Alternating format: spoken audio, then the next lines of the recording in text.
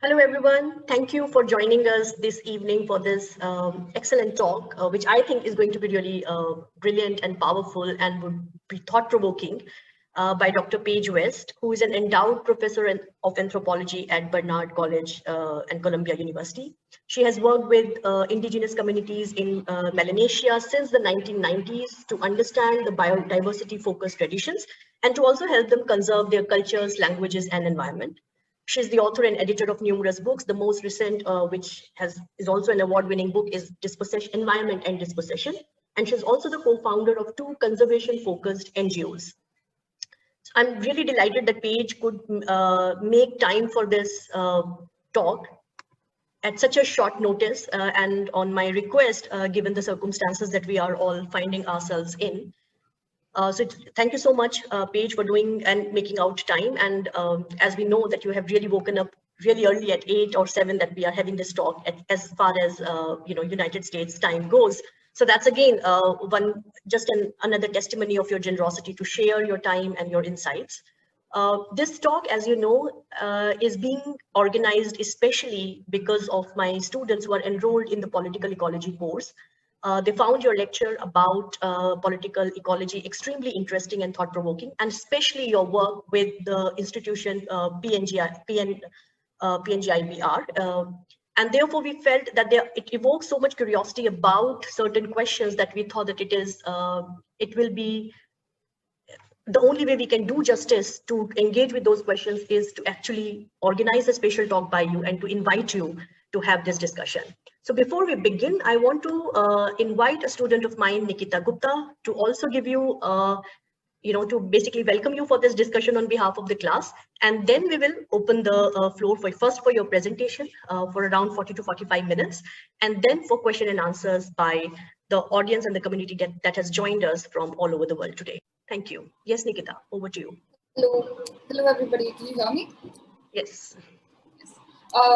So I'm one of the students enrolled in Dr. Shalini's course, and we were introduced to Dr. West through this lecture, as Shalini mentioned, that she gave on critical political ecology in a workshop on methods in social science at University of Maryland. This lecture is up on the internet, and we watched it as part of the course.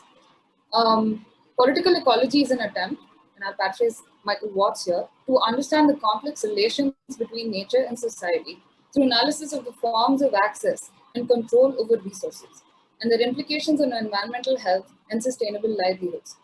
So accumulation and dispossession of resources is a key interest in political ecology. And in her lecture, Dr. West expanded on this idea to non-material forms of dispossession and talked about her own work in Papua New Guinea, where with her NGO that Dr. Shalini mentioned, her goal is to repatriate scientific sovereignty to Papua New Guineans. And she's very kindly agreed to tell us today about how we can attempt this repatriation and approach conservation in a place that has never organically known Western science. How does one walk the nexus of indigenous and scientific knowledge without imposing the dominant thought on the other? I hope Dr. West can begin now. Thank you so much, Nikita. That was a wonderful introduction. And thank you to everyone in your class who listened to the lecture and looked at my work. It is always such an honor still after all these years to have someone read my work. And so thank you all. And thank you to my colleague Shalini for teaching my work and for inviting me to do this talk. It's a real pleasure to be here, and just, that everyone on the screen took time out of their day to come and listen to me talk about the work that I've been doing with my colleagues in Papua New Guinea. It's a real honor, so thank you very much. I'm going to turn on my timer here so I don't talk too long and share my screen. So today I'm going to talk about practicing political ecology, decolonization, which I'm going to call into question, Indigenous sovereignty, and collaboration. The first thing I want to do is tell you a little bit about where I live. As my wonderful colleague Shalini said, and as Nikita said, I work on Indigenous questions in Papua New Guinea, and I live on stolen Indigenous land. So I live on land that is Lenape land. My office sits next to what was a traditional summer hunting camp. And to learn more about Lenape people in the past and in the present, click on I'll send the slides. You can click on the bottom of the slide and find out more about their lives. But I want to pay my respects to the Lenape people who held this land in stewardship for such a long time. The place in the world I'm going to talk about today is Oceania, and specifically I'm going to talk about Papua New Guinea and New Guinea. New Guinea is the second largest island in the world. It sits directly above Australia and directly below the equator. It's 1/10 of 1% of the Earth's surface in terms of terrestrial surface, and yet it holds a vast amount of biological diversity. It is one of the most biologically diverse places on our planet. It's biologically diverse in terms of terrestrial systems, endemic species, but also in terms of the marine systems. And I'll talk a little bit about marine and terrestrial work that I've done today. So human migration to New Guinea, people always ask this question, so I like to start the slide with it. There are two migrations to the island of New Guinea. The first one was non-Austronesian speakers, and I'll explain why I'm talking about language in a minute. Non-Austronesian speakers about 50 to 60,000 years ago. This is when there was a land bridge between Southeast Asia and the island of New Guinea and Australia. Folks walked across that land bridge. Then the next migration was Austronesian peoples about 3,500 years ago. These were seafarers who came down from Southeast Asia, probably from Taiwan. And these travelers populated island New Guinea, which we're going to talk about today, but then also went down into the part of the Pacific where New Zealand and the Cook Islands are, also over to Hawaii. And again, these were Austronesian speakers. New Guinea, like everywhere in the world, has a very complicated colonial history. The colonial history involved the Dutch and the Germans in the 1700s kind of vying for power and vying for a place to be a part of the spice trade. The Dutch annexed the western half of the country. The Germans and the British annexed the eastern half of the country. Today, the western half of the country is a settler colony of Indonesia called West Papua. If you don't know anything about West Papua, I suggest that you take a look online and learn a little bit about the ongoing genocide there of the indigenous people. The eastern half of the country is Papua New Guinea. Papua New Guinea is a parliamentary democracy. This is Sir Michael Somare, who we sadly lost in February of this year. Sir Michael Somare was the kind of founder of the country. He brought Papua New Guinea to independence in 1975, independence from the Australians. After World War II, the entire eastern half of the country was deeded over to Australia for management. So the country of Papua New Guinea is slightly bigger than the state of California. It has about 9 million people. This is a very low population density. Papua New Guinea has 860 different indigenous languages. The island of New Guinea has over 1,000 indigenous languages. So what does this mean? These are not dialects. These are actually different languages. And it means that this is the most heterogeneous indigenous population in the world. People are divided into separate communities, and these communities are divided by language, custom, and tradition. We can make some generalizations about region in the country, but it is important to note that these are 860 different indigenous groups. These people, about 86% of people in Papua New Guinea live in rural areas, and the majority of people in these rural areas live in villages with no roads, with no power, no shopping centers, no things that we might think of as the urban accoutrements of life. The majority of Papua New Guineans also own their own land or access to their own reefs. So about 75% of the people in the country make a living from the biodiversity that they live with and from horticulture and marine kinds of practices.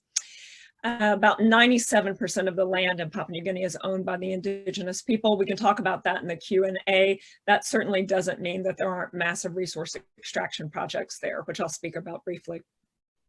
So I'm going to tell you a little bit about my history working there that gets us to a point where we can talk about my contemporary work. I started out as a very young PhD student in the 1990s with an interest in the relationship between terrestrial systems, ontology, epistemology, and conservation. I was really interested in the question of what happens when you have Euro-American, Australian designed kind of, projects that are designed from a standpoint that comes from Enlightenment thinking about nature and culture. What happens when you have those kinds of projects that get imported into indigenous worlds?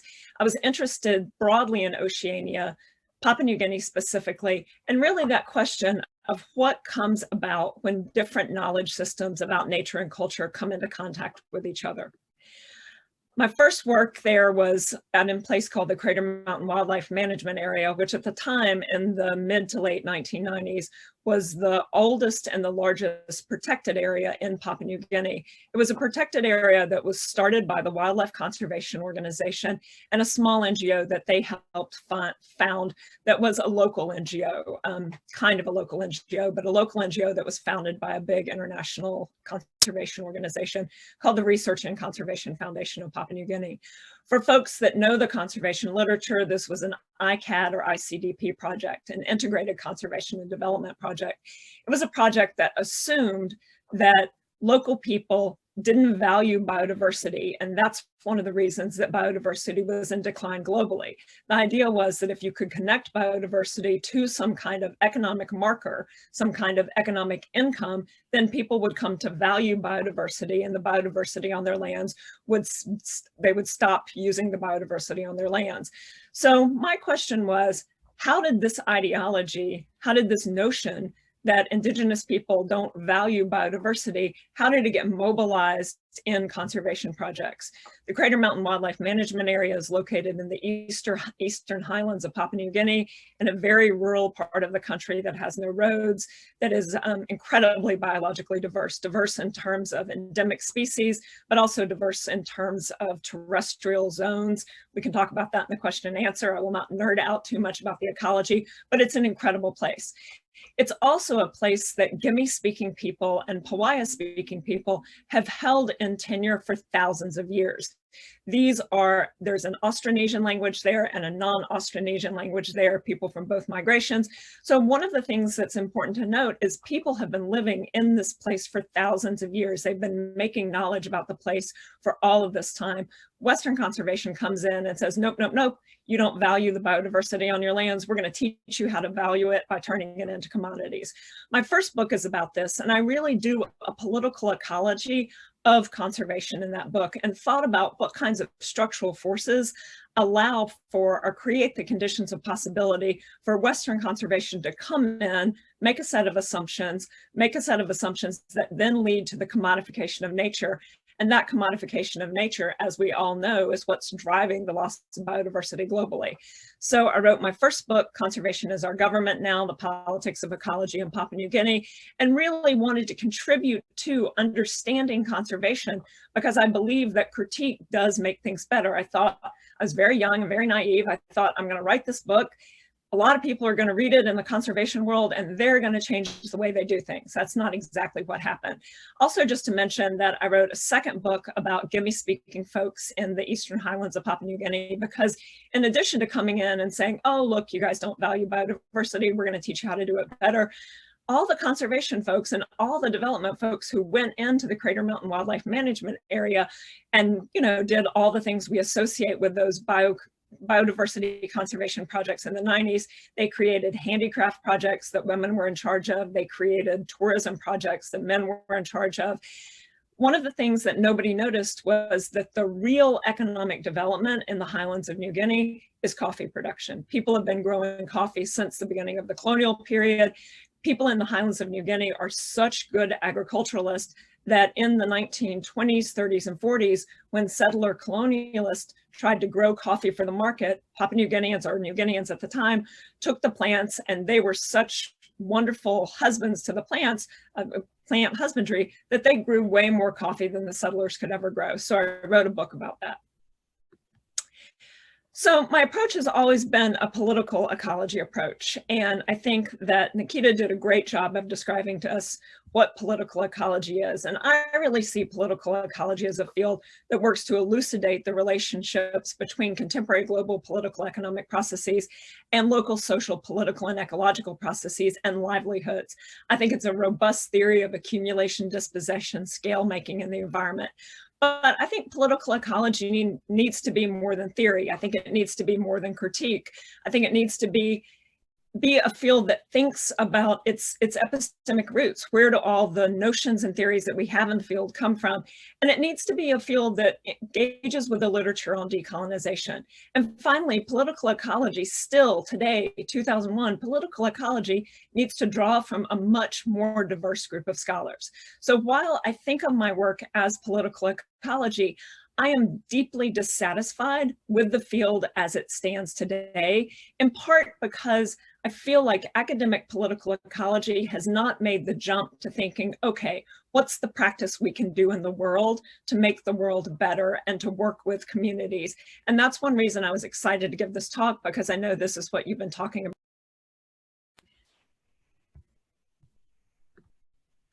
So one of the things that came out of my first work in Papua New Guinea, my first kind of critical work, which was Conservation as Our Government Now, was a thing called the Papua New Guinea Institute of Biological Research. This is not something that I founded on my own, though.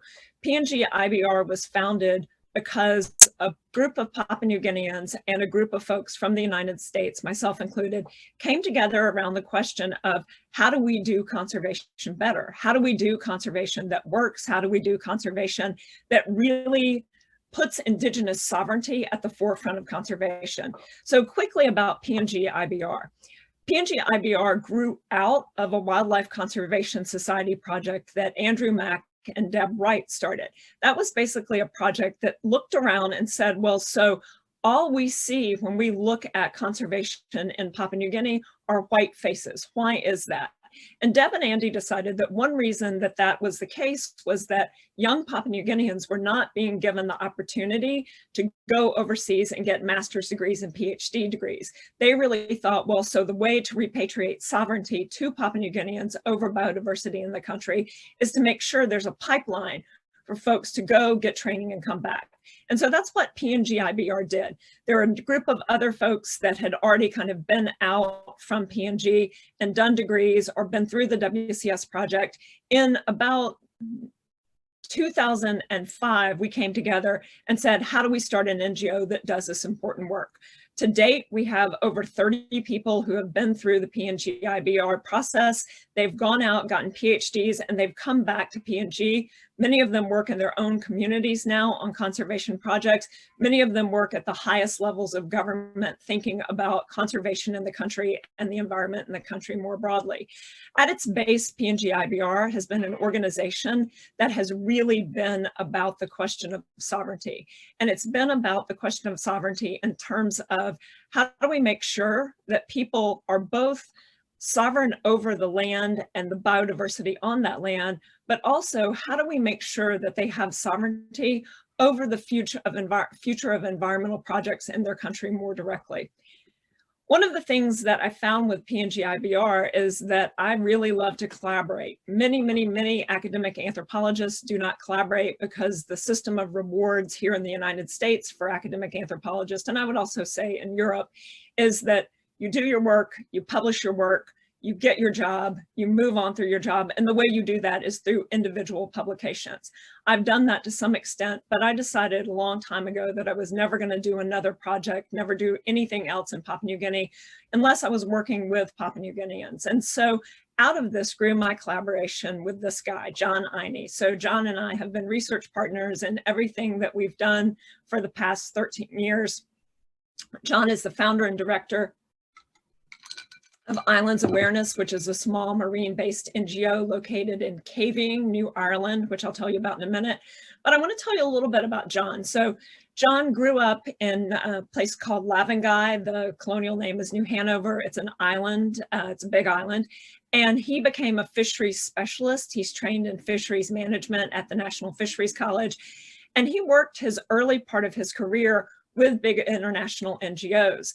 And one of the things that he found, one of the conclusions that he came to is the exact same conclusion that I came to after writing Conservation as Our Government Now, which was that big international NGOs, and this is kind of a no-brainer to us today, but 20 years ago, this was kind of a big finding, that big international NGOs, because they do not listen to Indigenous people, and because they do not actually see the ways that Indigenous people are valuing biodiversity, tend to create projects that in the long term fail and actually often hurt biological diversity and hurt local livelihoods and disrupt communities.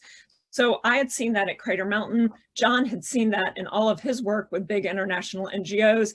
He had become someone who was very invested in community-based conservation, but he was also developing a critique of the very notion of community-based conservation because he saw that there were still all of these external drivers for conservation projects that were coming in and people weren't listening to local folks.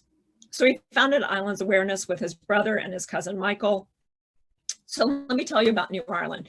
New Ireland is a marine province. It's on the northern coast of the big island of New Guinea. It's got about 150,000 residents. They speak 18 different languages. And another kind of note about language here, my work in the Highlands, I work in the Gimi language, which is one of the indigenous languages. The work that I'm about to tell you now, we work with people who speak all 18 languages. And so I don't speak any of these indigenous languages. I speak Melanesian Tok-Pisin, which is a Creole language that is spoken across the country of Papua New Guinea. John speaks 3 of these languages, but we really work in Pidgin so that we can work with everybody. So New Ireland province, marine province, all these different languages, all these different islands. You see at the bottom of the screen, the list of the different island groups. This is what Western conservation tends to see when it sees New Ireland. It's an incredibly biologically diverse place in terms of the reefs. There's been very little attention to terrestrial conservation there. Over the course of my time working in New Ireland, I have heard ecologists and biologists from Australia, from New Zealand, from the United States, and from elsewhere say, oh, well, the reef is incredible there, but the forests are pretty trashed. And so there's been this real fixation on marine conservation to the exclusion of thinking about the terrestrial. So when John and I got together, I should say that we met over beers in a bar. I was visiting New Ireland just after having worked in the Highlands for a field season, went down to New Ireland for a holiday, also was kind of wanting to do some marine work and was scoping out places. We met at this incredible place called the Noosa Island Retreat. We drank lots of beer together, and we decided that we wanted to do some research together. We hit it off pretty quickly. And so the first thing we said is, all right, we've talked a lot, both of us, about how big conservation organizations don't listen to Indigenous people. And John's worked a ton around New Ireland, but nobody's done a kind of systematic survey to figure out what the multiple forms of local concern are. And so we did that. We did a pretty big survey with a pretty big N, and these are the local concerns in descending order. The very first thing that people said to us is they were worried about food security. They were worried about it for a range of reasons that have to do with external fishing, but also have to do with local overharvest. People use Daris root there, which is a poison that you use to stun fish, and then you can catch them more efficiently. People are also worried about terrestrial resource extraction. So this is important. You know, the conservation organizations had focused on marine diversity, but the second thing that people said to us is logging, special agricultural business leases, oil palm plantations, things like that. They were also interested and worried about resource extraction in terms of mining, but also worried about them not having access to the markets that were created by mining. Next, they were interested in and worried about things that we class, John and I class, as climate change, but they mentioned things like coral bleaching, sea level rise, changing storm patterns, changes in precipitation, warming water, and acidification. And then finally, they were really worried about the loss of culture, tradition, and the local leadership structures, which I'll talk more about in a minute. But to mark here, they were interested in local livelihoods and worried about that most. And this makes sense because in the Pacific, about 70 to 80% of the catch from inshore fisheries is used for subsistence purposes. Biodiversity of all kinds, but especially marine biodiversity, is intimately tied to local Indigenous livelihoods. So John and I stepped back after doing the survey, and I had been teaching Linda Smith's work for quite a while at that point. John read Decolonizing Methodology, and we thought, okay, how do we take this book that is written for Maori scholars to think about working in their own communities? How do we take this book and think about the work that we're going to do together in Papua New Guinea? So we started thinking about colonialism in Papua New Guinea. We started thinking about, and this was probably about 2009, we started thinking about what would it mean to actually kind of come up with a non-colonial or decolonial approach to doing this work. And what does it mean for me as a white woman to even say that, right? What does it mean for me to step into a place that I'm only there because of the colonial legacy of anthropology? And we did a lot of hard thinking and talking about this. So when we thought about colonialism in general together, and then when we thought about it specifically in terms of New Ireland, we really thought first about extractive sovereign power. We thought about power that reorganizes the conditions of people's lives, power that reorganizes ecological conditions, power that produces knowledge, and the power that fundamentally reorganized and actually created the relationship between the local and the global. And this is especially important when we think about political ecology. The next thing we did was read Decolonization is Not a Metaphor together. And we read that probably in 2012, right when it came out, and started thinking about, so what does it mean to do this work in a way that is not, we're using it as a metaphor, but actually takes the question of the colonial seriously. And we thought about that in terms of really learning the colonial history of this part of New Guinea and doing it in a kind of nested way, thinking about Oceania first, then Melanesia, then Papua New Guinea, then the Bismarck Archipelago, which is where it's located, then New Ireland, and thinking about all the different strands of epistemic production that came together to produce the present in New Ireland, and the way in which undoing that present with an eye to what Indigenous people want and need is going to be the way that we do our projects. So the other thing that we learned from, in addition to these scholars, is that we learned from the elders in the communities that we wanted to work with. Cornelius Cornelius sadly has died because of the COVID crisis. We learned from the elders. And so this is something that Cornelius said to us years ago. He said, the separation of forest and reef is colonial, it's not ours. The separation of environmental knowledge from what is spiritual is colonial, it's not ours. To feed our families in the future, we must understand our past, what was lost, and return to it, and return it and to it. And we really use Cornelius and other elders' ideas about what the colonial was to think through our, hopefully, decolonial process. So what is our collaborative process? We do a thing that we say is fostering grounded knowledge and self-determination through listening, mobilizing resources and research. And I'm going to tell you a little bit about our methodology. So what happens is that John and I work together to get grants. And when we get these grants, communities come to us and they come to the Islands Awareness Office and they say, look, there's this thing that we see in our place that is declining. There's a thing that we worry about. There's a species, there's a system, there's something going on that we want to understand because it's change that we don't like. We go to the community, we explain that we're not going to be able to mitigate that change, that we're not going to be able to bring lots of money, we tell them what we're not going to be able to do. And then we say, do you still want us to do this work for you? And if they say yes, we do the work to figure out what's going on. And I'll give you some examples of that. We do the work to figure out what's going on biophysically, why the changes that they're seeing are socially, actually why the changes biophysical or social that they're seeing are happening. We do the scientific research, we do the social scientific research. I do a lot of historical research looking at colonial records to see what might have been going on in the past. We look at the ethnographic archive because there are lots of anthropologists who have worked in this place. We can talk about that in the Q&A. And we come back to them and we say, okay, so you've identified this change. This is what we think is going on. What do you think is making the change happen? And then we work at that nexus of Indigenous epistemic production about change and scientific epistemic production about change. And we figure out with communities how they want to work to stave off that change if they do. And we work with them to create plans for that. We used to call these management plans because that's the language that John kind of came up using when he was working on community-based conservation. But we've stepped away from using the term conservation and we've stepped away from using the term management plans. We think about the work that we do as ritual socioecology or ritual and political ecology. And we really are driven by a local concept, which is called vale. And vale is the notion that there is an absolute embeddedness of all systems, that the marine and the terrestrial systems are embedded in the cultural system and the spiritual system. And that really this kind of interface, this series of interfaces between the aquatic, the terrestrial, the cultural, the spiritual, that's the way in which we're going to get to a point where people have a say in the future over the biodiversity that they depend on for their livelihoods. And so rooted in this idea of vale, we worked with communities to create 12 vale areas. And these are called by lots of people, external people, conservation areas, but we really have moved away from that language in part because there's an inherently colonial notion in conservation, and we can talk about that too. But so we have 12 vale areas.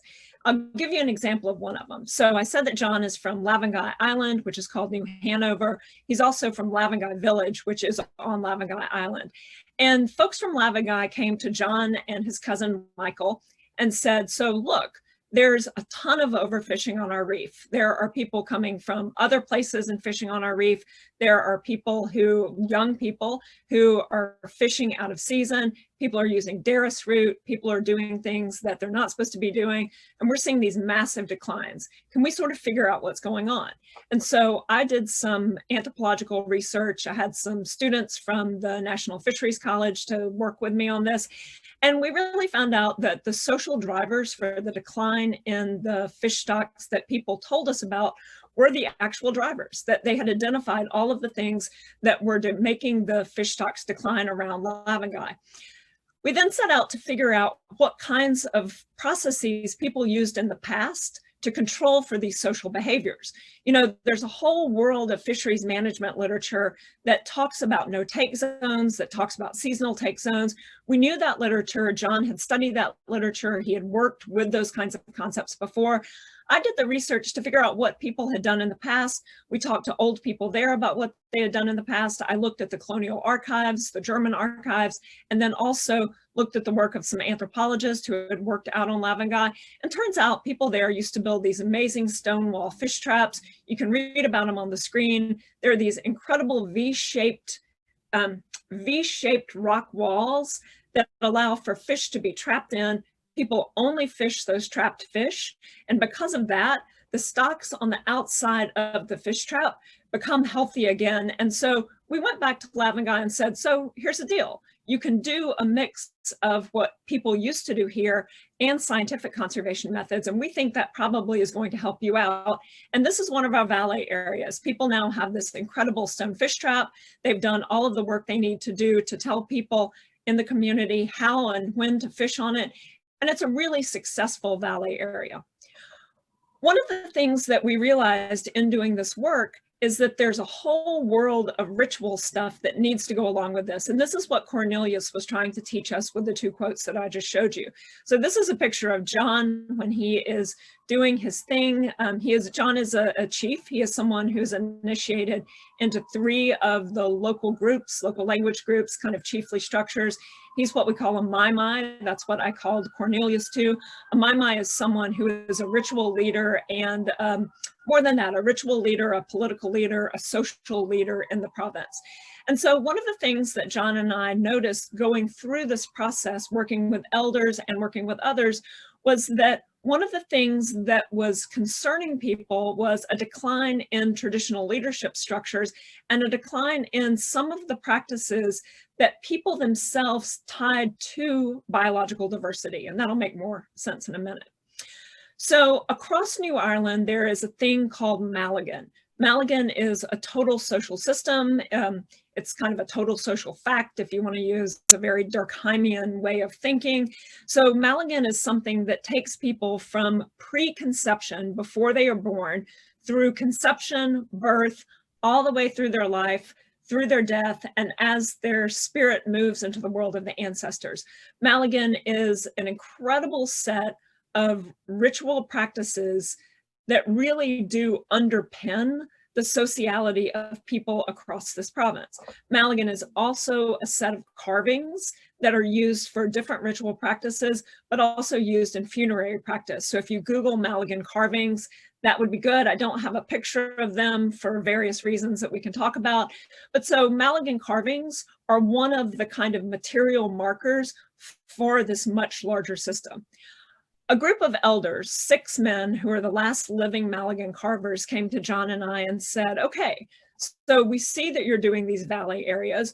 We see that in the valley areas, there's a lot of revitalization of the relationship between terrestrial systems, marine systems, and spiritual systems. There are only 6 of us left that know how to do these carvings, and we think that's a problem. Can you help us? I, as an anthropologist, a Western trained anthropologist, and someone who was trained in a real kind of Boasian tradition, that cultures change all the time and culture is change, and we need to think about change. We don't need to think about solidifying anything in the past. I sort of balked and said, well, that's not what I do. I don't work on cultural conservation. That's not a thing. And the elders said, well, no, you spend a lot of time telling us that you're working with local ideas and practices, so we need you to do this. We stepped back and John and I decided to work with them. And so what have we done? The first thing we did was think about, so these material objects, these carvings, where are they? They were taken during the colonial period and also during the post-colonial period by collectors, anthropologists, and museum curators. So these objects exist all over the world. We worked with the American Museum of Natural History to take their Malagan collection, put it on an ebook on iPads, and create a digital archive. And we've repatriated that digital archive. There you see in the picture a group of people looking at an iPad that's got a series of the carvings from AM&H on it. And these iPads are floating around New Ireland. People are adding knowledge to them. You can write on the ebook. You can record things onto the ebook. And these are a living archive of what's in this museum, but also a living archive of what people are saying about them now. I don't have access to these iPads. That's not appropriate. John doesn't have access to them because that's not appropriate. They're moving around in these communities and people are using them to remember things about Malagan and to teach young people about Malagan. We also worked with the elders to found carving schools, places where they can pass on the carving techniques to young people who are interested. These techniques are passable to anyone. The motifs on the carvings are not. We can talk about why. And so this is a project that is about knowledge transfer also. Another project that we have is the Saltwater School. So one of the things that we noticed, again, about big conservation organizations was that there was a lot of attention being paid to elders. There was a lot of attention being paid to people who were consuming biodiversity. They were hunting, they were fishing. And we started thinking about who's paying attention to the kids, and started thinking about, so we have all these wonderful kids who are in these schools that are using Western curriculum, and they're learning all about kind of Euro-American, Australian ideas for conservation and about biodiversity and why it's valuable. When are they learning things about how the elders think about biodiversity and how the elders produce knowledge about biodiversity? So briefly, the school kind of sits at the nexus of Western scientific knowledge and Indigenous knowledge. We tend to pair scientists and elders to teach kids about different systems or about different taxa. And it's not a proper school. It is a school that's more like what we would call in North America a summer camp. Student groups will come for 1 week or 2 weeks. We also have groups now that are not K through 12 groups. We have groups that are coming from conservation organizations to learn about us, but it's really a space where we can have open and honest dialogue about the nexus between Euro-American science and local science, and what that even means to say that those two are at a nexus, when they're at an impasse, or when they're in tandem. And this has been, for me, something incredibly important because it's not anything I thought I would ever do. And it really puts political ecology to work, thinking about, okay, if we think about everything that has transformed local socio-ecological systems, one of the things that's transformed it is Euro-American science. How do we think with the way that we were trained as scientists, as social scientists, but also do that with Indigenous knowledge intersecting with it? Another project that we have now that we've just started is the Gender and Environmental Justice Project. That's a project that came to us through women elders. I've got to watch my time here. One of the things that I have always thought I was really good at was thinking about gender issues. I teach at a feminist institution, Barnard College. I'm surrounded by incredible feminist thinkers. I run a thing called the Center for the Study of Social Difference that I would argue is one of the most important centers for feminist research in the United States. And one day Secunda, who you see in the picture, came to me and said, so, you know, you do all this work about these valley areas, you spend all this time talking to, you know, these male elders. Do you even notice the work that we're all doing for all of this to happen? And what she was doing was reminding me that I was not paying attention to what's going on in the back of the house. And what I mean by that is you have the front of the house in ritual, everything that's happening publicly, everything that's happening in terms of the spiritual work that is being done to do the things that need to happen before we do these valley areas. But I wasn't paying attention to all the work that she and her women colleagues were doing. They're cooking the food. They're doing all of the growing of things. So to do some of these rituals, you have to grow taro for months in advance. They were doing all of this labor that is ritual labor that I didn't see as ritual labor. And so working with Secunda and other women elders, we've started a new project to think with them about that labor and to figure out ways to revitalize some of the traditional things around their labor, including traditional ways of making clear to everyone that that labor is what lies underneath the ability for all of this ritual to happen. And that project has been stalled by COVID, but we're going to get it up and running in the next couple of months. The funder that we have, a wonderful funder, allowed us to go back to them after we got the grant and tell them that the COVID crisis is pretty serious in New Ireland, and we'd like to repurpose some of our money to work with women to learn about PPE and things like that. And so they've been great. And this is a small funder called Synchronicity Earth that I have a lot of time for, because they really listened to us and said, okay, you can repurpose some of the money, but this project will get up and running soon. So our collaborative process, I'm summing up now, our collaborative process is one that extends to many. John likes to jokingly say that we are promiscuous collaborators. We will work with anyone.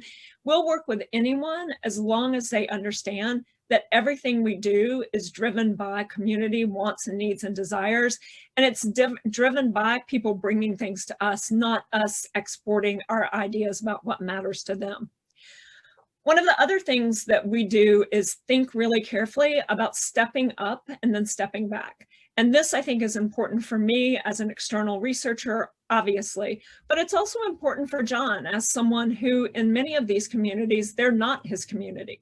And so we think that this process of stepping up and stepping back is one where you listen to people, you learn about what they're interested in, you learn about what they're worried about, you offer support, and that support can come in many forms.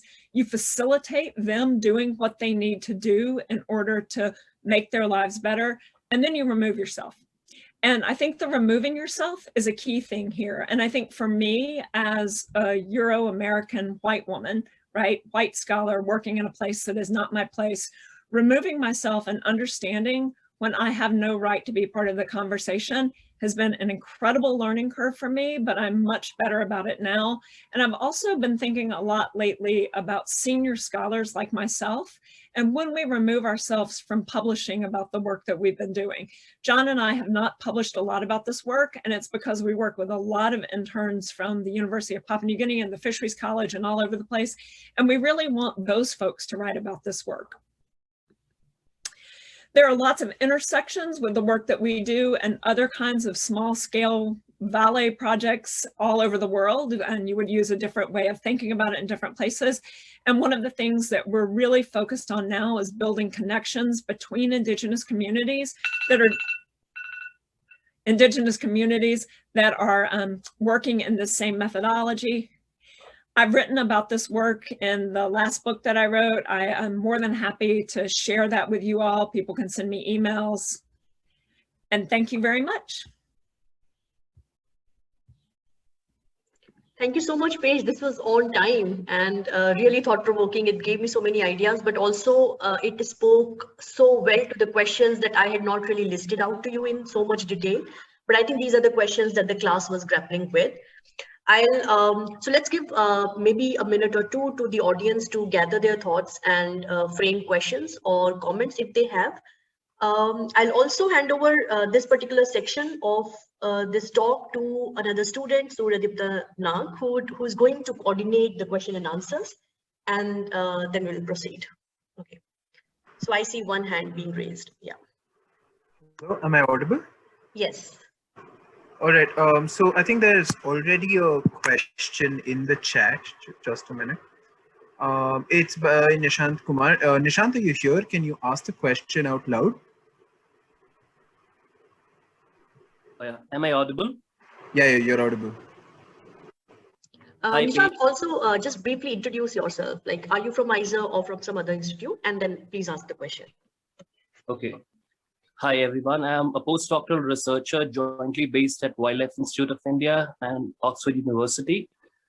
And it's tough for me to define where exactly my clear notion of research lies, because I started as a wildlife biologist and I'm getting like confused in between where to like find my place in human ecology and animal ecology. So for now, it's like acting as a bridge in these two dimensions. So Paige, thanks a lot for a very informative, and it was quite succinct in terms of 30, 40 years of research. I was just wondering if you can like just give expert comments for a reciprocal of what you are doing at Papua New Guinea. So in many of these cities in Global South, you see native communities coming out from their villages and like smaller towns and cities towards the larger megacities. And we see the similar things happening: loss of culture, loss of languages, loss of their autonomy, and similar practices. So like, although the threats are similar, like, have you given a thought about like how can somebody approach this question? Thank you. Yeah, that's a great question. It's nice to meet you. And I think this question of urbanization is an important one. When we think about urbanization in Papua New Guinea, there are about 6 large cities. The largest one is Port Moresby. One of the very strange things about Papua New Guinea is that there is no road that connects the capital, Port Moresby, to the rest of the country. And so the only way to get there is either to live within walking distance or driving distance on smaller roads. What I'm saying is that there's no highway that connects it to the rest of the country, or to fly in. And so urbanization in terms of the movement to the largest city in the country has been pretty slow. Over, I would say, the past 12 years, it's really ramped up because of an Exxon project. So Exxon has a massive pipeline there. There's been an influx of capital into the capital that's transformed the city, the capital city, over the past 12 years. The regional cities, things like Goroko, which is the capital of the Eastern Highlands, Leh, which is the capital of Morobe, those are the 2 other really big cities.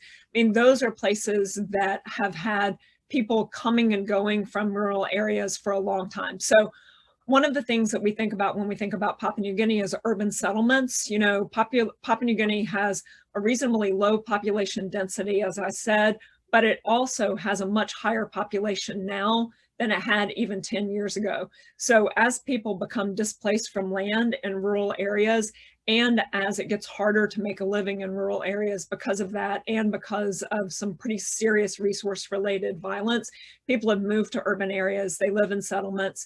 And this is also the case to some extent in the national capital. There are a couple of people that work on this. Let me just flag here. Fiona Hukula, who was at the National Research Institute, wrote a really brilliant dissertation on urban settlements.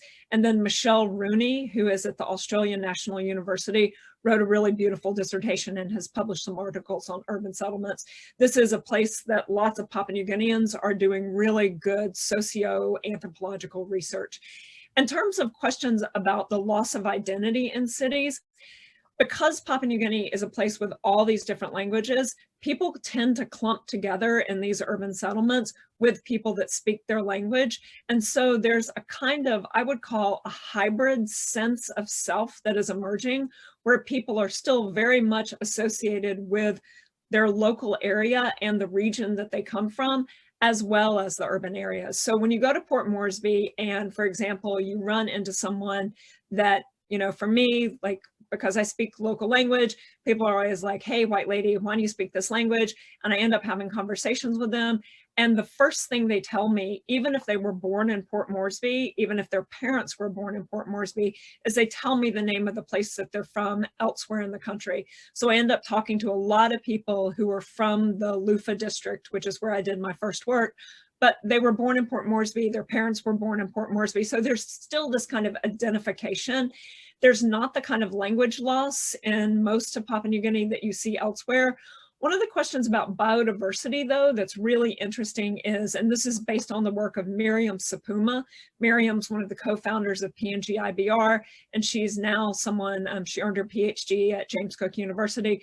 She works on birds of paradise, which are these incredible birds that exist in that part of the world. You should Google them, they're beautiful. But so she works on birds of paradise and headdresses and the way that they're used in ritual. And she's really shown that urbanization has transformed the market for birds of paradise, because as people are living in urban areas more and more often, they want a tie to ritual from their home. And they create these elaborate traditional headdresses to be used in kinds of settings like college graduations and events at home. So there's a direct tie between urbanization and biodiversity. But that's a great question. Thank you for it. Sorry for a follow-up, and sorry for taking a few seconds from students. I was just wondering, like, do you even think about like reappropriating the Vale idea for cities? No, but that is, I mean, to think about what conservation looks like in urban areas is a fantastic idea. And I know people that do it here in the United States, but I don't know people who do it in Papua New Guinea. I mean, I think it's a really, really important idea. And I'd love to see Papua New Guinea and PhD students working on that very question. Thanks a lot, Paige. I think Amitanshu raised his hand. Amitanshu, are you here? Hi, yeah, thanks. Paige, before I ask my question, I just want to thank you because it means a lot when tenured established academics take a radical position on how they produce knowledge and how they kind of, work on that. And I thank you for doing that because it means a lot to academia in general. So I really admire that. I wanted to ask you two short questions. One is, this is a pattern we see in India as well. If you look at civil society organizations and its relationship with the state, there is an interesting thing here that conservation organizations have always historically been the ones who have worked very deeply with the state in terms of pursuing its agenda. And I thought if it, the broader part of the lecture, if you could reflect on that, is that the trajectory you see everywhere? And what do you think kind of shapes this? Because generally when we say a civil society organization, a non-governmental organization, we see not necessarily collaboration, but also critique and confrontation, which we often find missing from conservation actors, and probably what we've seen in India and probably globally. The second question was the work that you're doing with the Vale. How does the state, the Papua New Guinea state, look at it? Do they kind of, is there an engagement? How do they perceive it? That's all. Thanks so much. Thank you. Those are really great questions. I appreciate it. And thank you for saying something about making the stance that I do. I decided a while back, and part of it is the privilege of tenure. Part of it is the privilege of the job that I have, that I was going to start saying exactly what I thought I needed to say. Because I don't think enough people do it. I think people are really quiet about epistemology, and we need to speak up, and we need to just be a little more aggressive in thinking that there need and saying there need to be change. So thanks for noticing that. Okay, so the state. The state everywhere is a complicated question. I know that I don't need to say that to somebody that thinks about the state in India, right? But so the state is complicated, and the state in Papua New Guinea is incredibly complicated, in part because the state, while a strong state, not a weak state, and not a failed state, that's a discourse that I absolutely refuse. The state exists there more in the urban areas than it does in the rural areas. So the state exists in the rural areas in terms of elections for local level government, in terms of people being interested in what's going on in the capital city. But the relationship between the capital and the rural areas is very tenuous. There's very little that happens in rural areas that gets to the capital in ways that make politicians and other state actors pay attention. Sometimes the things that draw attention are about resource extraction. So there is massive mining and logging in Papua New Guinea. 97% of the land is owned by Papua New Guineans, but as you probably guess, everything underneath the land is owned by the state. And so anytime there's mining, the state is involved in that and the state pays attention. Anytime there's logging, both legal and illegal, the state pays attention to that. So in terms of the way that the state has paid attention to our work, I would say that the local government, the province of New Ireland, has a governor, Sir Julius Chan. Sir Julius is one of the people who brought the country to independence. So he's been around for a very long time. He's the person who named the national currency. Sir Julius's office and the other people in provincial level government are interested in the work that we do and support the work that we do, not financially, but they support it in terms of noticing that it makes a difference in terms of livelihood. Also, John, my research partner, he was elected to the local level government, so he was a representative for years, and they pay attention to us because he just made everybody mad. He got put in jail all the time for things that he said to the governor. So he's a bit of a rabble rouser, and he's been really active, and I have stepped back from this part of the work that he does because it's not my place to criticize the state. But he's been very active in anti-logging campaigns and really active in showing that the state in the form of the regional government has colluded with illegal loggers. And so he's very critical of the state. Your question about the state and NGOs. So I think, starting in the 1970s in some places, 1980s in other places, when we begin to see the real kind of neoliberal turn in terms of state governance, and we begin to see the hollowing out of the kinds of things like departments of environment and conservation, and the hollowing out of universities that have to do with structural adjustment and with austerity measures, that's, I think, when we see the state and NGOs become like this, because conservation NGOs ended up taking the place of the government in so many areas, right? So you have the receding of the Department of Environment and Conservation in PNG because of structural adjustment in the 1980s.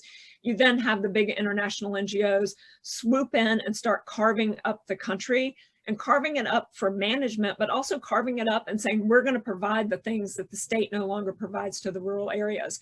And so I think one of the things that we need to think about collectively a little more carefully is your question about why conservation NGOs have not been critical of the state the way that other civil society organizations have. I mean, you look at some of the incredible groups that work on women and gender-based violence in the country, and they are very critical of the state. But conservation hasn't been like that. And so partially, I think it's about that kind of structure that emerges because of structural adjustment and neoliberalism. I think it's also about the actors that run conservation organizations in many places. These are scientists. And we all know that scientists are less likely to take a political stance in many instances than social scientists or activists. You know, when we think about the climate crisis that we're all in now, we think about all of the scientists who are now saying, look, we have to do something. We have to, we have to have these massive changes. They're still not willing to critique the state. And so I think there's something about science and the state that you're getting at that's really important.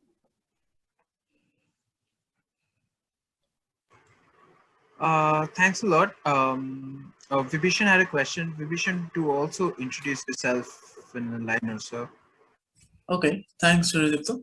I'm a grad student at IISER. I'm in the biology department, and I just happen to be interested in questions of conservation and indigenous knowledge production, and I thought it was a really nice talk. So thanks a lot for that. I have two speculative questions. The first one, I think, is something that somebody else further down the chat also had, and it has to do with whether the question of indigenous sovereignty and traditional leadership structures, whether they could in any situation conflict with other goals of social justice, like that can impinge on gender minorities or sexual minorities. So if such conflicts were to come up, where on the one hand enabling indigenous sovereignty can either subvert or undermine social justice in other areas, if those conflicts come up, how have they ever come up, and if they have, how have you kind of handled that? The second question is a little bit more general, because the population density is something that has come up a couple of times in the talk. I wondered if that is something that affects the feasibility of developing solutions in a way that is, more special to it than other factors, if it affects the development of solutions disproportionately compared to other factors. Thanks. Thank you. Thank you for those really good questions. I'll tackle the second one first. I talk about population density to just remind people of the fact that there are not a ton of people on the island of New Guinea, and to think about what that means in terms of biodiversity. I think that your question about how the number of people affects the feasibility of the kind of work that we do is really important, because I think lower population actually does allow us to do the work that we do in more effective ways. Because when we go to, say there's a village called Panakayas that we work in, when Panak, it's where Cornelius was from. So Panakayas has about 300 residents. And so when somebody from Panakayas comes and says, look, there's this thing that's going on, my family has noticed it, John and our team can go to Panakayas and they can talk to everybody. And I think that's that is a gift to this kind of work that we're doing, to be able to sit down and talk to every single person. If John can't talk to every single person on his own, we have a bunch of people that work with us that can go and do this work. We also do a thing called the road show, which is basically go to the rural areas that are interested in working with us and do a presentation about islands awareness, do a presentation about our work elsewhere, and we show movies along with it. And so again, these are places without power, so we put the generator, we show all kinds of wonderful movies in addition to doing the stuff about our work. I mean, we show the movie Jaws sometimes, which is, if you haven't seen, a pretty incredible marine movie. It's a horror movie. People love it. And that really gets the community out to kind of think with us about things. We also have a number of women that work with us that can talk to people that John can't talk to. But my long-winded point is, when you can talk to everybody, you can understand the sort of complexities that are happening within a community to some extent. And I think that does make work more successful. I think the question of Indigenous sovereignty, traditional leadership, and the goals of social justice more broadly is one of the most difficult questions that I've ever been asked. And the reason that it is because there are ways in which the desire to revitalize traditional leadership structures in New Ireland has been articulated in terms of revitalizing the Mai system, which is a system of male-based ritual power that connects to the environment. New Ireland is a matrilineal society, right? So almost every group there is matrilineal. And because of colonialism, because of Christianity and colonialism, that matrilineal system has been radically transformed. And so as we work to revitalize these traditional structures that are traditional structures around men and the environment, we have not worked to think through matrilineality and how that might also be a structure that we need to work on. And I think with this new project, we're going to work on that a little bit more. I have to say, I'm a little exhausted in this world. And so I don't think it's going to be me that does that work. I really want younger women to work on that. But the question about tradition and social justice is also pretty fraught right now in PNG for exactly the reasons that you point out, because there's a woman named Ruth Kissam that works on this. So I'm going to try to do this in 3 sentences. One of the things that many people across Papua New Guinea believe is that sorcery and the kind of inherent inherent power of people to command spirits to do harm is a traditional understanding, traditional knowledge, traditional practice. Because of that, you're seeing a lot more source-free claims today and a lot of violence that's being done in the name of staving off sorcery. Ruth Kissam is this incredible woman who was an Obama scholar. She's from the highlands of Papua New Guinea, and she's been doing the work to look at every community where there are these claims about sorcery and find out what people actually believed in the past and have these conversations with people about the relationship between what they believed in the past, what they believe now about sorcery, and the way in which contemporary claims around sorcery are absolutely causing more violence towards women and absolutely dispossessing women of any access to justice, social or otherwise. And so I just think it's incredibly complicated because on the one hand, people are saying to John and I, we need to revitalize all of this stuff, but they're telling us a selective thing. So I think these questions are really provocative, and thank you for them. Thank you. We have a question from Akashdeep.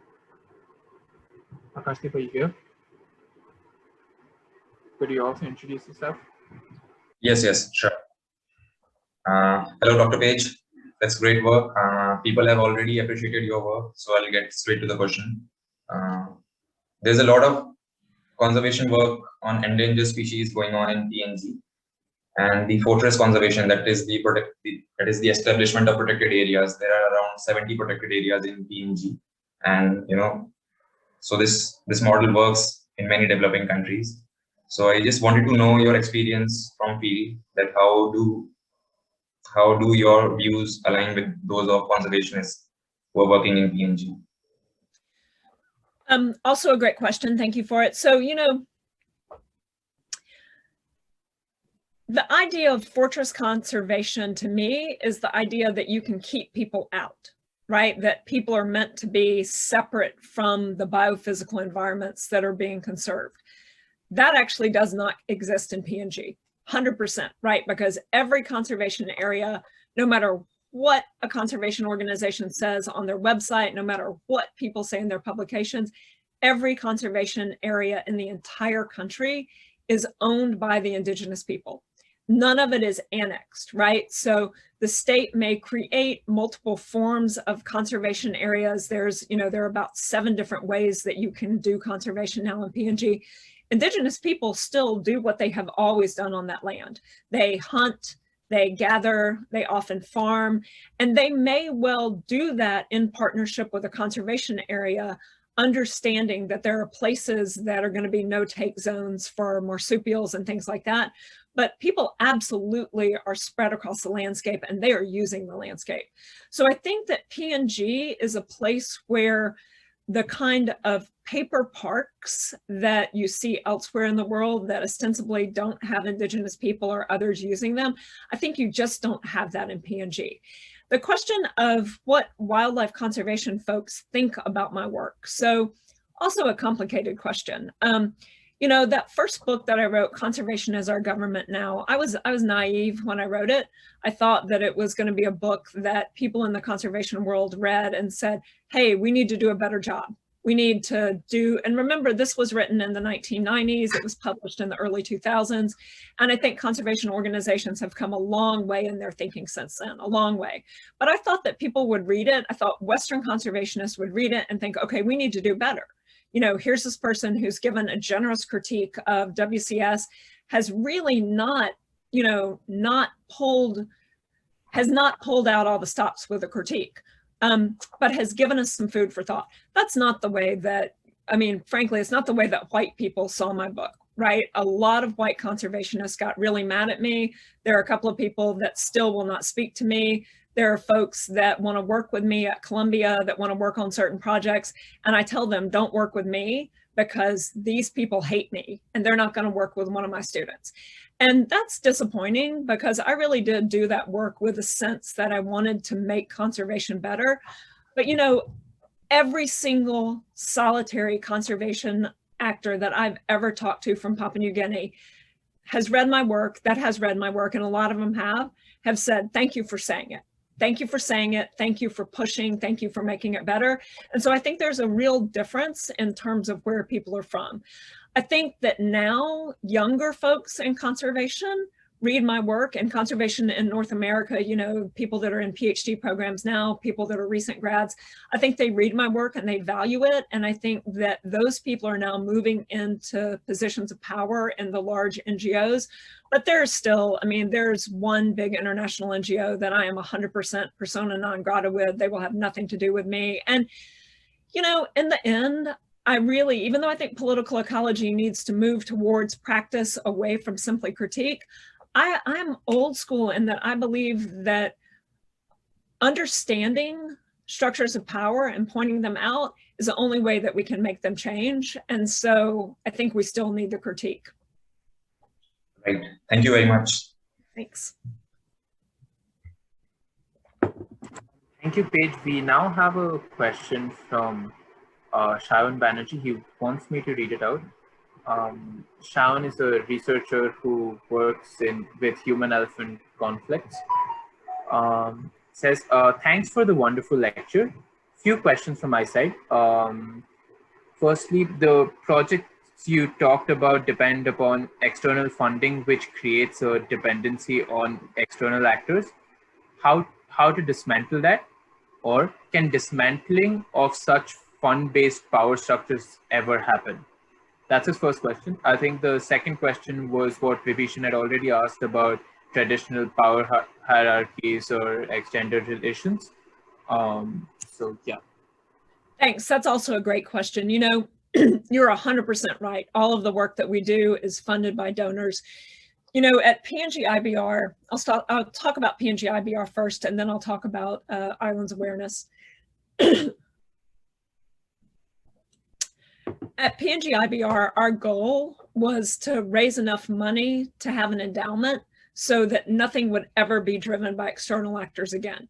And we started working on that, and we had some plans to do that. And in the end, we were not able to do it. Raising endowment funds is incredibly difficult. One of the things about the structures of international funding for any work that is called conservation is that those structures, the things that people are interested in conserving and the way they're interested in conserving them change with the whims of people in power, as you pointed out.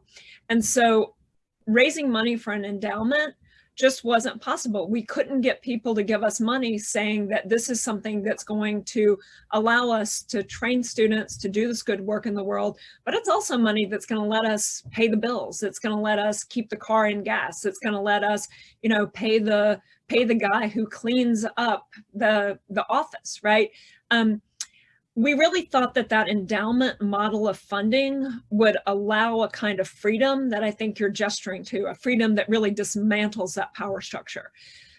For Islands Awareness, we are 100% dependent on external funders, but we really have worked with funders over the course of mine and John's collaboration that understand that they're funding what we do, they're not funding what they do, if that distinction makes sense, right? So for years, we were funded by the Christensen Fund, which is a private organization in California that works on they used to work on the nexus of biodiversity and cultural diversity.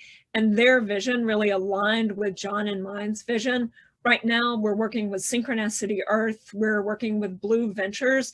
These are also private foundations. We do have funding from an anonymous donor, and that donor has been fantastic in terms of looking at our vision and saying, okay, this is the way that it fits with what we're interested in, and never asking us to change our vision. So, you know, the way that we've done it, John and I have done it for about a decade now, is to only work with private foundations and to really work with foundations that are willing to work with our model. And I have to say, some of them have been fantastic. We just went back and forth with Synchronicity Earth about the way that we distribute money. And they at first said, well, we can't, you know, we're not going to do that. And we said, well, then we can't take your money. And then they came back. I mean, so that's how we do it. We work with private donors. But I think that, you know, dismantling the power structure of international funding for this stuff is a key thing, and I don't know how to do it, and it's incredibly frustrating.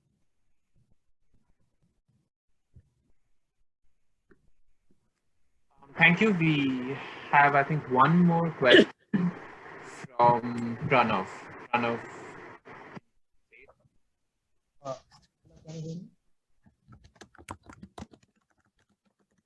Hello.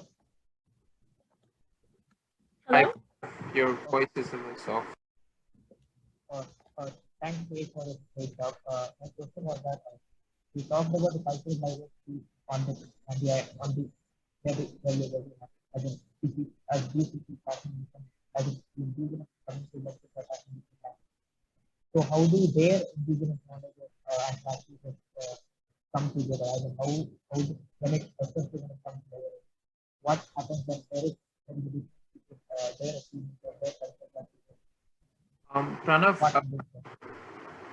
Pranav, I think your question may not have been audible. I'm just going to read your question out from the chat. He says, amazing talk. I had a question regarding the various indigenous knowledges and communities. If I'm not wrong, they also speak different languages. So in that case, how do they interact with each other, especially when it comes to biodiversity? And in case of difference in ideas and methods, how does resolution take place? Pranav is an undergrad third-year student at IISER Pune. Thank you so much for that question, Pranav. That's a wonderful question also. So all of the different languages in PNG, you're absolutely right. That means that there are different approaches to ontology and epistemology. There are regional similarities though in this. So when we think about New Ireland, right, I told you there are 18 different languages there. Almost every culture there is a culture that has Malagan in their tradition in some form or another. And so there are ways in which you can speak across language groups when you have these larger kinds of cultural systems. One of the things that we've seen though, working with elders, that's just been a joy for me to watch is when elders from different communities negotiate between different ontological propositions about the world, and they try to make sense of things together. And another piece to throw in here that complicates everything is that the majority of people that we work with in New Ireland are either Lutherans, Catholics, or Seventh-day Adventists. And so this is a place, Papua New Guinea is a place that was highly missionized, is still highly missionized. And so one of the things that's been very, very exciting for me is to watch that negotiation between different indigenous traditions, but also different Christian traditions. You know, I gave a talk yesterday where I talked about the wonderful old bishop, the Catholic bishop, who's from New Ireland, great guy, bishop in the Catholic Church, and sitting with him and thinking through how the indigenous understandings of things fit with Christian understandings of things, fit with scientific understandings of things. And so there's a kind of way in which we're trying to foster a sense of communication between European scientific traditions, indigenous traditions, but then also between different indigenous traditions. And in terms of my own language, again, you know, in the Highlands, I speak one of the local languages, but in the islands, I speak in Melanesian Tok-Pisin, which is the Creole language. And that really is what we do the work in. And when elders are talking to each other, they tend to code switch, and they code switch between Pidgin and then languages that they speak. A lot of folks in PNG speak 4 or 5 different languages, and people will speak the language that is their mother's family's language, their father's family's language. They'll speak English, they'll speak Melanesian Pidgin, and they'll often speak another language that they learned because it's a language group next to where they grew up. So these are people that are constantly communicating in multiple languages. One of the people that's written about this in a really interesting way is Jerry Jacka, who writes about mining. And he works in a place where people are constantly switching between 3 different ontologies and 3 different languages.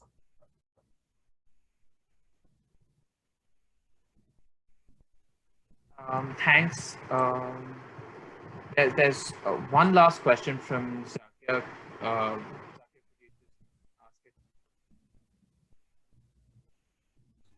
Yeah. Hi, am I audible? Yes, you are. Yeah. So I'm an alumni of IISER Pune. So I was a little late to the talk due to some network issues. So I don't know if I missed this part, but you told that almost all of the area, all of the concerned area is owned by indigenous people, right? Mm-hmm. Yeah. So then when state puts up measures for conservation, how does the monitoring or ensuring happen? Like, how does the state on ground involve with this, programs of conservation? Like, how do they act out? Yeah, I would say that the state is not involved, right? So any of these big conservation or any of these big conservation areas that you have are conservation areas that were started mostly by big external NGOs, right? So the Use Conservation Area, YUS, is the really big one that people are talking about right now. And it's a conservation area that was started by Conservation International in partnership with Lisa Daybeck, who's a tree kangaroo researcher, and a group of Indigenous folks, local scientists who work on tree kangaroos. And so that conservation area has really been funded, managed, monitored, all of it by big international NGOs. The state in PNG, in terms of environment and conservation, that department is radically underfunded, as many of these departments are across the world. And so that department monitors things in terms of reports that they get, but they don't do on the ground monitoring. There's very, very little on the ground monitoring in any of these protected areas. Part of it is because of the state's inability to get there. Part of it is because the big NGOs that work in Papua New Guinea have small staffs, and we're talking about large areas, but we're also talking about terrestrial areas that are incredibly difficult to get around. You know, so the Use Conservation Area is, I can't remember how many hectares it is, but it's really big, and it goes from incredibly high mountain ranges to coastal swampy areas. And to get there to do that work is just, I mean, it takes months and months to walk through these areas. I mean, to kind of put it in perspective, the Crater Mountain area where I worked, you know, if you wanted to walk there, there's an airstrip there that is kind of in disrepair now because there's a gold mine right next to it. And that's where all of the resources for the area go now and all the flights fly in. But if you wanted to walk to the Crater Mountain Wildlife Management Area, it's a 6-day walk from the closest city. The other thing is thinking about that wildlife management area, Crater Mountain, to walk from the place where I worked, Maimafu Village, to say the Sarah Research Station, which was the site where all the kind of conservation research happened. That was, you know, a 3-day walk to Harawana, then a 2-day walk to, you know, Haya, then a 2.5-day walk to the station. So these are long distances and they're hard to access. Yeah, so the reason why I asked them was that you said the state is involved in the mining and those kind of resource extraction projects. So I was trying to see if there was like conflict of interest when it comes like within the state machinery. So yeah. Absolutely. So, you know, Papua New Guinea is a resource-driven economy, full stop. The majority of the revenue into the country comes from oil, gas, and gold. And these are projects that the state is 100% behind. I would say that the new prime minister or newish prime minister is someone who has thought a lot about conservation. He's someone, his name is Manarpe. He has thought a lot about conservation, and he is someone who came up as a university activist. He was not focused on conservation activism, but he was an activist. And so I think that his administration has paid a little more attention to questions of biological diversity and conservation than previous administrations. But still, I mean, this is a state that's driven by extractive-based revenue. Thank you. Thank you. Thank you, Paige. An awful lot of questions till now have been by men. I was wondering if any of the women or other persons on the call had any questions, comments for Dr. Paige before I pass it on to Shalini. You guys could raise your hand or put it in the chat.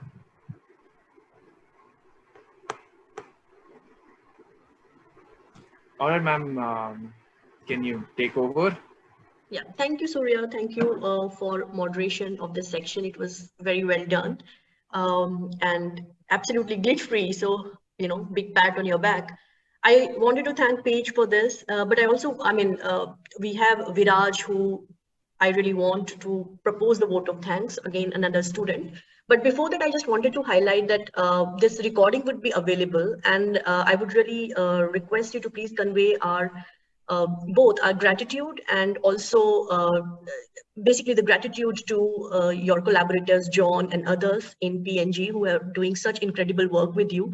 It has been a real inspiration for us to also rethink our own position and to feel that something is possible, you know, an alternative way to go about both ways of knowing and ways of knowledge production is indeed possible if people work out in collaboration and are self-reflective. So I'm going to share the recording with you also, and I would request you to please share that with your collaborators in PNG as well. Now Absolutely. I invite, sorry, yeah, go ahead. No, thank you very much, and I absolutely will. And you know, John and I often do these talks together, but he lives in a very rural place in Papua New Guinea that doesn't have great internet access, but I'll 100% share this with him. And I'll also share with him all of the incredible questions that you all have asked because they're so thought-provoking. Thank you for them. Thank you so much, Paige. And now, finally, I'm going to hand it over to Viraj. Viraj, please share your insights, comments, and also a vote of thanks on behalf of all of us here. Yeah, thank you. Am I audible? Yes. Yeah. So hello, everybody. First of all, on behalf of all the audience here, I would like to express my gratitude to Dr. Paige West for a very insightful lecture. I'm very certain that this lecture on practicing political ecology has definitely been helpful to our audiences of varied backgrounds. I thank them for patiently attending the talk and asking some really great questions. As students of the course on Introduction to Political Ecology, I and hopefully all my fellow classmates had a lot to gain from this fascinating talk.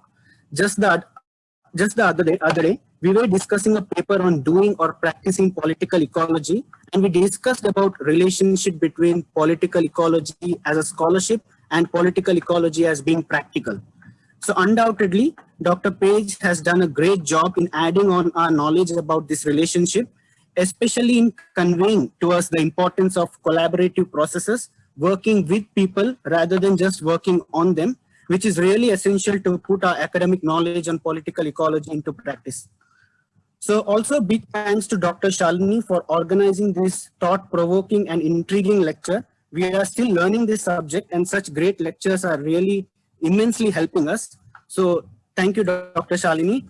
And also I think if at all it's possible, we all can unmute ourselves and give them a huge round of applause for the talk and also for the organization. Yes, sure, for sure. Yeah, thank you. You're Thank not you, everyone. visible, so just a second. Yeah, sorry.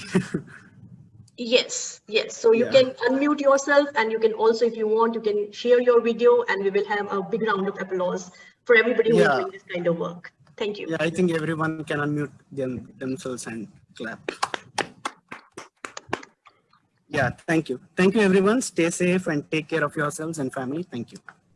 I'll just say another thanks. Thank you so much. And thanks for taking time out of your days. And thank you, especially right now. Thank you so much for spending some time with me. Thank you. All right. Okay. Thank you so much. And thanks again. Yes. Bye, everybody. Bye-bye.